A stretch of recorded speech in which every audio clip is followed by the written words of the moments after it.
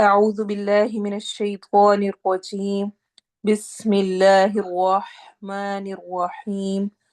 اللهم إني عبدك وابن عبدك وابن أمتك، ناصيتي بيدك، ماض في حكمك، عدل في قضاؤك. أسألك بكل اسم هو لك سميت به نفسك أو علمته أحدا من خلقك أو أنزلته في كتابك أو استأثرت به في علم الغيب عندك أن تجعل القرآن ربيع قلبي ونور صدری وجلاء حزنی وذهاب ہمی۔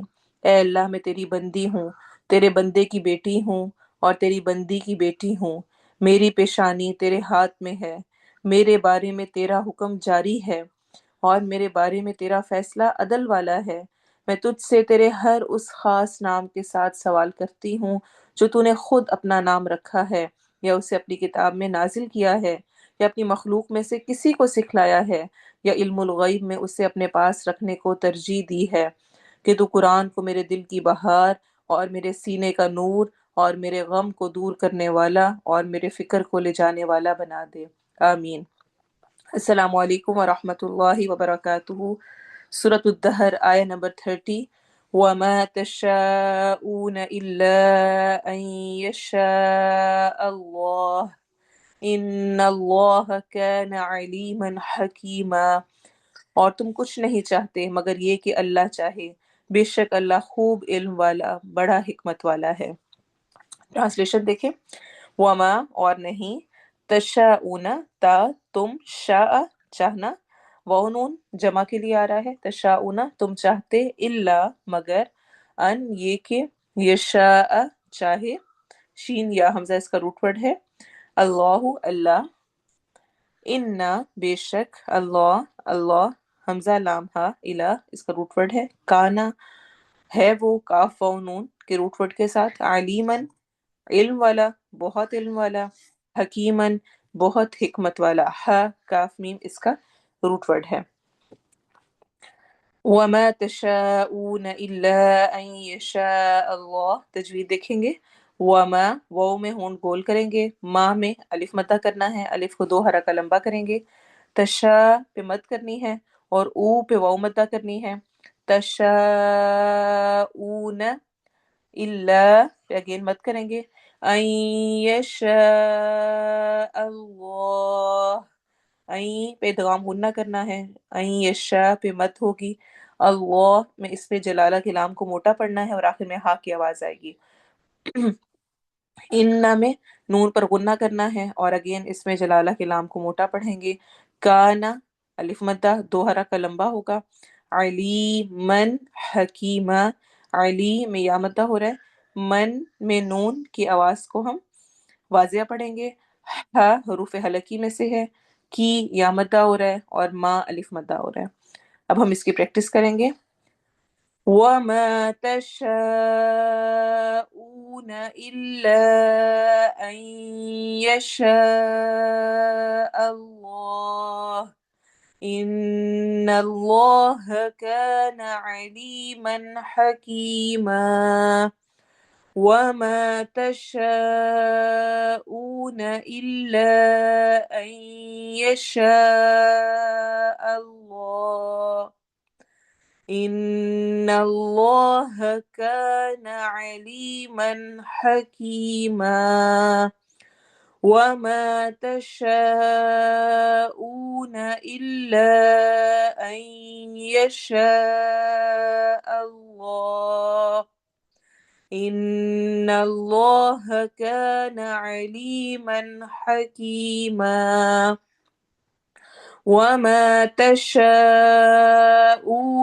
إِلَّا أَن يَشَاءَ اللَّهُ إِنَّ اللَّهَ كَانَ عَلِيمًا حَكِيمًا۔ وَمَا تَشَاءُونَ إِلَّا أَن يَشَاءَ اللَّهُ إِنَّ اللَّهَ كَانَ عَلِيمًا حَكِيمًا۔ وما تشاءون إلا أن يشاء الله إن الله كان عليما حكيما وما تشاءون إلا أن يشاء الله إن الله كان عليما حكيما اور تم نہیں چاہتے مگر یہ کہ اللہ چاہے، یقیناً اللہ ہمیشہ سے سب کچھ جاننے والا، کمال حکمت والا ہے۔ یعنی تمہارا چاہنا اللہ کے چاہنے کے تابع ہے، اس کے انڈر ہے، وہ نہ چاہے تو کچھ بھی نہیں ہو سکتا۔ تمہارے پاس خیر آئی، تمہیں راستے دکھائے گئے، وَهَدَيْنَاهُ النَّجْدَيْنِ ہم نے دو راستوں کی طرف ہدایت دے دی، رہنمائی کر دی۔ إِنَّا هَدَيْنَاهُ السَّبِيلَ إِمَّا شَاكِرٌ وَإِمَّا كَفُورًا بے شک ہم نے ہدایت دی اس کو راستے کی، اب اس کی مرضی ہے کہ وہ شکر کرے یا ناشکری کرے، لیکن ساتھ ہی اس کو تقدیر کے ساتھ جوڑ دیا گیا، رب تعالیٰ کی مرضی کے ساتھ۔ وما تشاؤون اور تم نہیں کر سکتے کچھ بھی مگر اللہ چاہے۔ وما توفیقی الا باللہ اور نہیں میں کچھ بھی کر سکتی مگر اللہ کی توفیق سے۔ لا حول ولا قوة الا باللہ نیکی کو کرنے کی طاقت اور برائی سے بچنے کی طاقت نہیں مگر صرف اللہ کے ہاتھ میں۔ پھر امتحان کیا ہے؟ پھر کیا بات ہے؟ اگر سب کچھ اللہ کی مرضی سے ہی ہو رہا ہے اور میرا اس میں کوئی اختیار ہی نہیں، پھر کیوں ایسا ہے کہ مجھ سے اس کے بارے میں پوچھ ہوگی؟ اس کے بارے میں حدیث میں آتا ہے، علی کہتے ہیں ایک روز نبی صلی اللہ علیہ وسلم تشریف فرما تھے، آپ کے دستے مبارک میں ایک لکڑی تھی جس سے زمین پر لکیریں ڈال رہے تھے۔ آپ صلی اللہ علیہ وسلم نے سر مبارک اوپر اٹھایا اور فرمایا، تم میں سے کوئی شخص ایسا نہیں جس کا ٹھکانہ جنت یا جہنم طے نہ ہو چکا ہو۔ صحابہ کرام نے عرض کیا، یا رسول اللہ صلی اللہ علیہ وسلم پھر ہم عمل کیوں کریں؟ کیا ہم تقدیر پر بھروسہ نہ کریں؟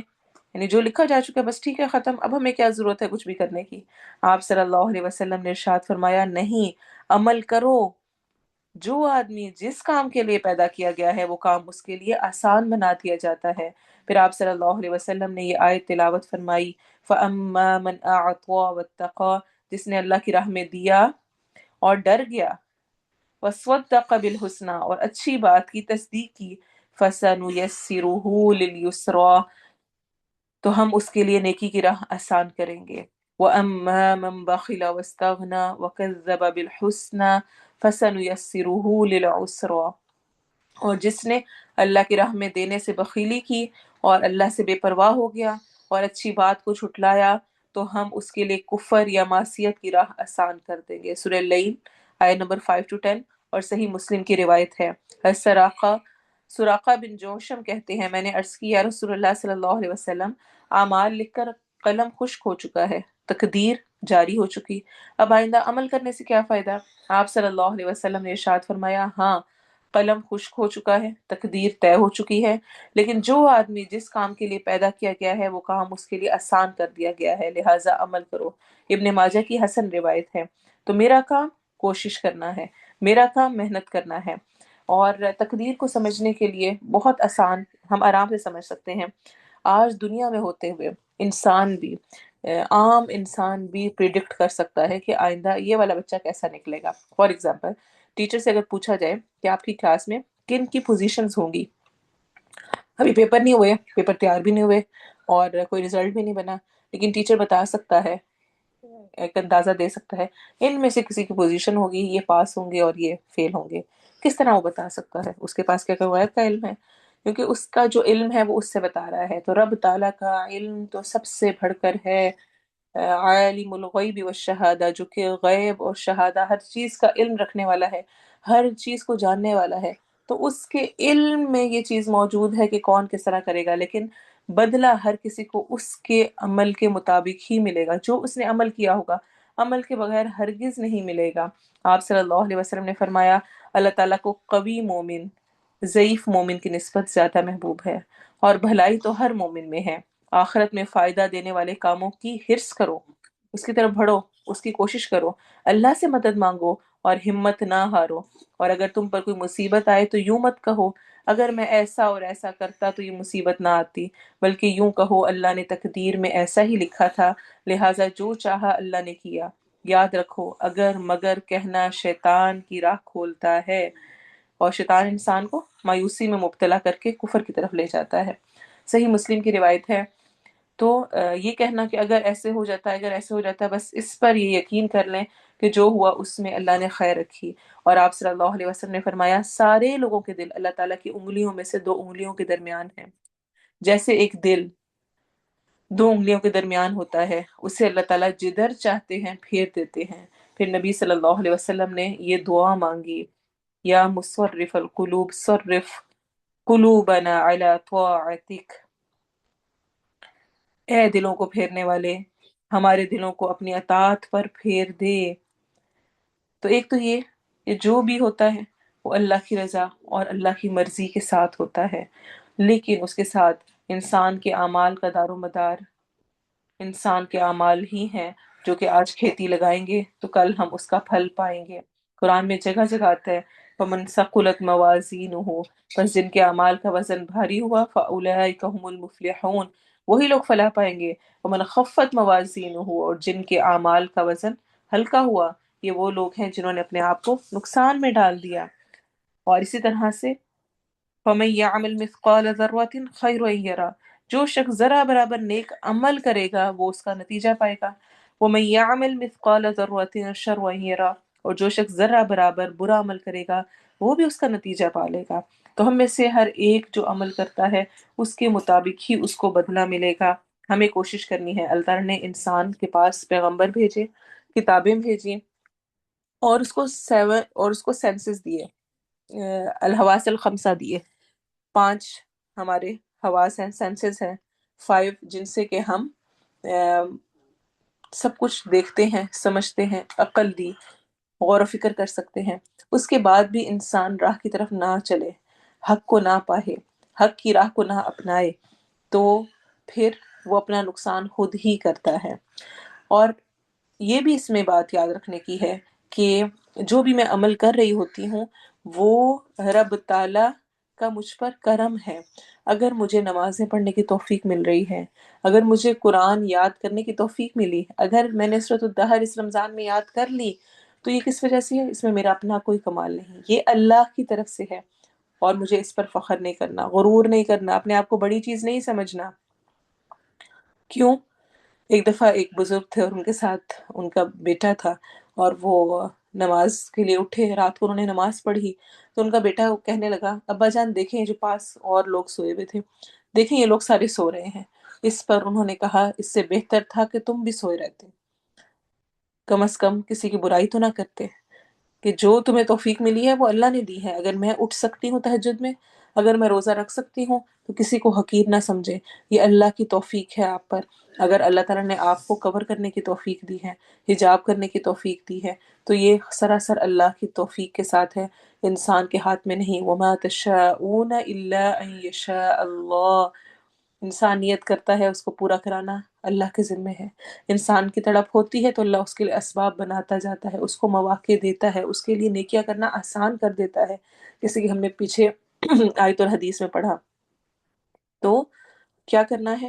اپنے آپ کو جو بھی عمل کرنا ہے اس پہ رب تعالیٰ کا شکر کرنا ہے، اور اس کو فیل کرنا ہے کہ میں جو کچھ بھی کر سکی وہ اللہ کی توفیق کے ساتھ تھا، اور اللہ میرے ہر ایک عمل کو، ہر ایک نیت کو جاننے والا ہے، وہ علم بھی رکھنے والا ہے اور حکمت والا بھی ہے۔